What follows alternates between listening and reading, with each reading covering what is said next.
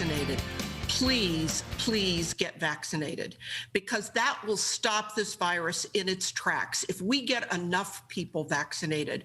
So whatever your reason for not being vaccinated, protect yourself. Without that vaccine, you are at great risk of serious illness.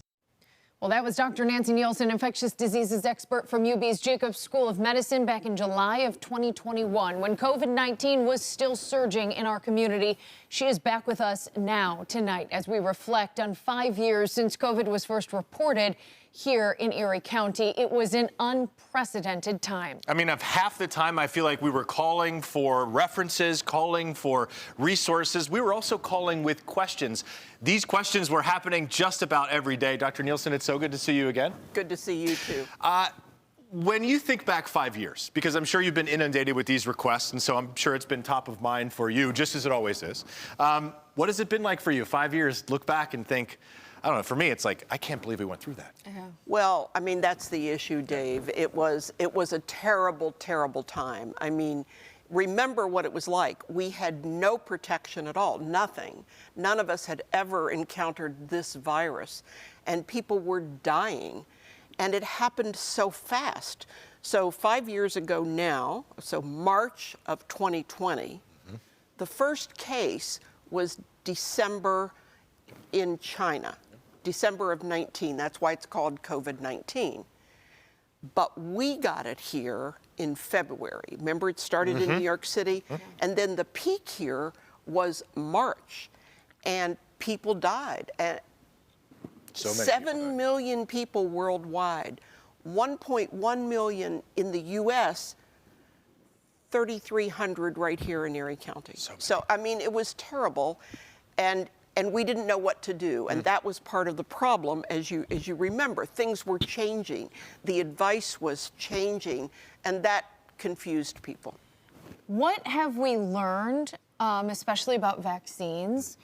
We got that vaccine on the market fairly quick, and you know, we're seeing other diseases here in this country now come back because of people being scared of vaccines or whatnot. Tell me what your thoughts are on that, what we learned and what we should be pushing forward. Well, let's talk about what was almost miraculous. And that was, there was a vaccine that was developed in 11 months. That's the first time in the world that has ever happened. And to be fair to the administration at the time, they poured a fortune into that effort and should take credit for it. On the other hand, everything's being rolled back now. And what happened was we began to have more and more distrust. And now we are in the situation that you mentioned. Look at what's happening with measles down in Texas and the surrounding states. How do you think the medical community can combat that? Because it's almost like people still have, be it PTSD or just memories of thinking there was uncertainty. Maybe there were some contradictions. Well, now I'm not going to trust anything. How does the medical community pull those folks back to make them retrust the system or gain trust in the system? Well, I think one of the things that happened was people really resisted being told what they could and couldn't do. And I think that began this real vaccine resistance. Because remember, when the vaccine was first available, people were lined up for miles trying to get it. We had trouble getting it to people. And it was a big fight with the state to get enough. So I don't think we will go back to a time where everything is going to shut down, even if we have another pandemic, to tell you the truth. We good.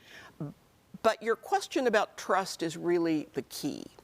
So think about what happens in an emergency where there's a great deal of uncertainty. You need leadership, and you need strong leadership. And who is that? It's usually a politician, because they have executive powers, whether it's state or local or federal. But politicians aren't scientists. And when we learn things, as we did, for example, remember the social distancing? You remember how everything was marked off in the supermarket, 6 feet? In church, we stopped giving communion. We still haven't restarted that most places. Masks. Remember, people wore the scarves that you could pull up, which really didn't do anything, but they looked cool, and everybody was trying to make it okay for the kids. Think about what we lost educationally. We probably will not go back to anything like that. And I think the way you gain trust is by telling people what you know and what you don't know, and if there's uncertainty, you convey that. Mm-hmm. You don't talk in givens when it's still in flux. Sure. And that's all we can do. And that's what we must do right now, given measles. I mean, I'm old enough to have had measles. You all are not. Most doctors have not seen measles before. But I can tell you people die. You've seen there have been 2 deaths already. Measles encephalitis occurs. It's a very, very bad disease, and it's highly contagious. And anybody who says vaccines are dangerous, just look at history. Smallpox, polio, measles, deadly, deadly diseases that really, if people took those vaccines as they have been advised to, we wouldn't be having this outbreak. All right, Dr. Nielsen, thank you so much for joining us tonight. Thank you. Thank you.